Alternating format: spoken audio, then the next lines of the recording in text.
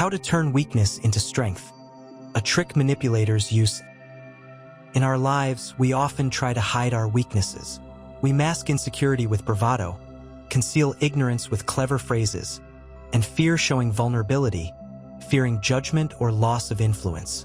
We tend to think that the less people know about our vulnerable sides, the stronger we are.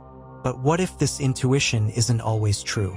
What if there's a paradoxical yet incredibly powerful way to turn our apparent weaknesses into an unexpected advantage?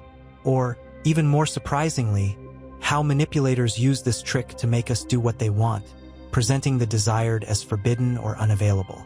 We will discuss how the principle of reverse psychology affects our brain, making us desire what seemingly is forbidden. Understanding this trick can give you a powerful tool for influence or self-defense. This is not about being a cunning deceiver, but about a deep understanding of human psychology and our innate drive for autonomy. In the first part, we realized the paradox of why people try to hide their weaknesses, but sometimes demonstrating apparent vulnerability can become an unexpected advantage. We touched upon the idea of how the principle of reverse psychology can influence our behavior. Now we will delve into the psychological mechanisms that make this trick such a powerful tool of influence known as reverse psychology. This is not manipulation in a negative sense, not a way to deceive or coerce someone. On the contrary, it is a skillful, ethical use of natural, deeply ingrained reactions of the human brain to attempts to limit its freedom of choice and autonomy. The whole essence of this technique consists of saying or doing the opposite of what you actually want to achieve, thereby provoking the interlocutor to do exactly what you need. This is a subtle dance with the human psyche that relies on several key principles. Firstly, the psychological principle of reactance is triggered. This is a fundamental concept in social psychology that explains our instinctive resistance to any attempts to limit our freedom of choice, our beliefs, or our autonomy. When you tell a person not to do something, their natural, often subconscious reaction is to want to do it even more, to prove their independence.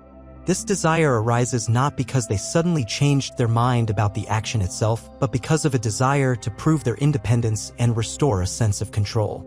The prohibition becomes a catalyst. For example, if you want your teenager in Texas to read a certain book that you believe would be beneficial for them, but they show resistance to reading, you can use reverse psychology. You can accidentally drop the book in front of them, making it visible, and casually, dismissively remark, "Oh, this book is probably too boring and difficult for you. You definitely shouldn't read it, it's not for everyone. Maybe you're not quite ready for such ideas yet." The likelihood that the teenager, out of defiance and a desire to prove their maturity, intellectual readiness, and independence will pick it up and read it, or at least try, will significantly increase. You've created a forbidden fruit and it immediately becomes sweeter. Secondly, the desire for autonomy is at play. Deep down, every person wants to feel that they are making their own decisions, that they are in control of their own life and choices, and that no one is telling them what to do. Direct commands or persistent requests can be off-putting precisely because they violate this sense of autonomy.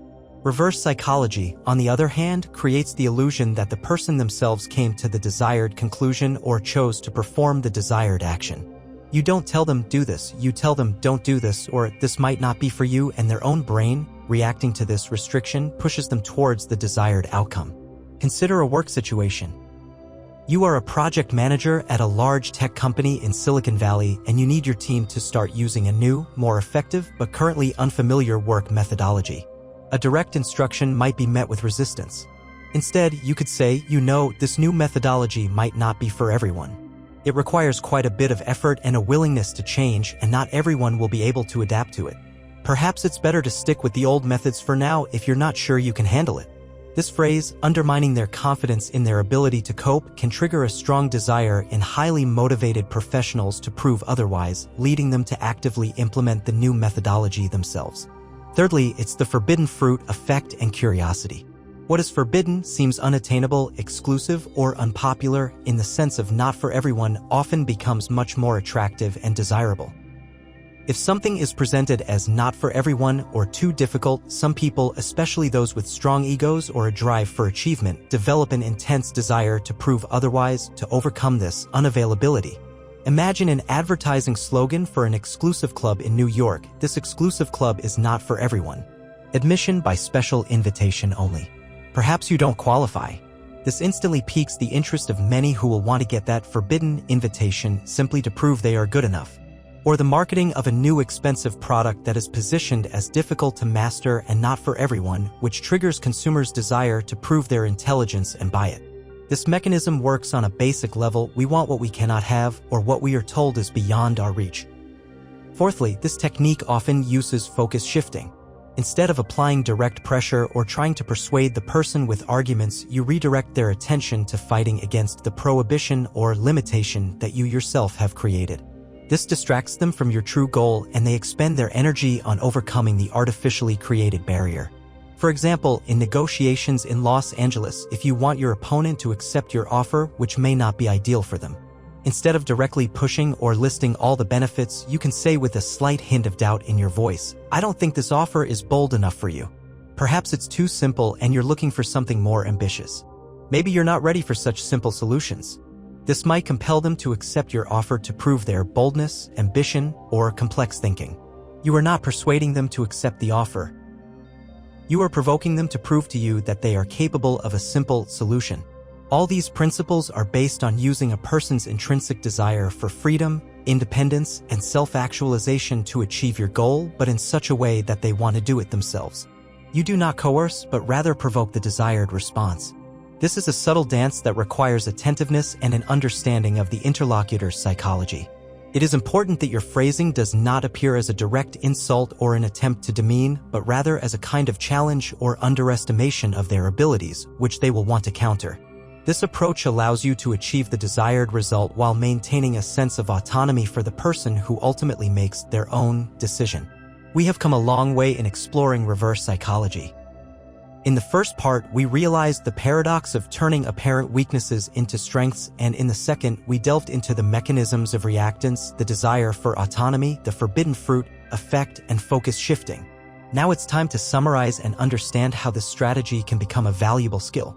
In conclusion, we emphasize that reverse psychology is not a way to deceive people or force them to do what they absolutely do not want. It is not dark psychology in a negative sense. It is a valuable skill for effective communication based on respect for the interlocutor's psychology and their innate need for autonomy.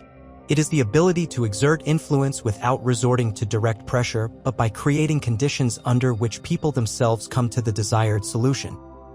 The whole secret is that these provocative signals act very quickly, often within 30 seconds. Your subtle "don't do this" can completely change perception and make the interlocutor switch tactics from refusal to agreement. This is not about forcing someone to comply by force, but about naturally eliciting their desire to act in a certain way because they feel it's their own choice. True power here is manifested not in direct coercion, but in the skillful use of human inclination towards freedom and contradiction, which allows you to guide the conversation in the desired direction, maintaining a strategic advantage. Consider how you can implement the principles of reverse psychology into your daily life. At work, if you want a colleague to take on a difficult task, say, "I'm not sure you're up to this task, it's quite specific." This might motivate them to prove otherwise. In the family, if a teenager avoids cleaning their room, try, "I don't think you'll have time to clean today, there's too much." This might prompt them to get to it. When interacting with friends, if you want a friend to try something new that they think isn't their thing, say, "I don't think you'll like this. It's quite unusual." Using this strategy will allow you not only to achieve your goals more effectively and harmoniously, but also to build stronger relationships based on a sense of their own choice.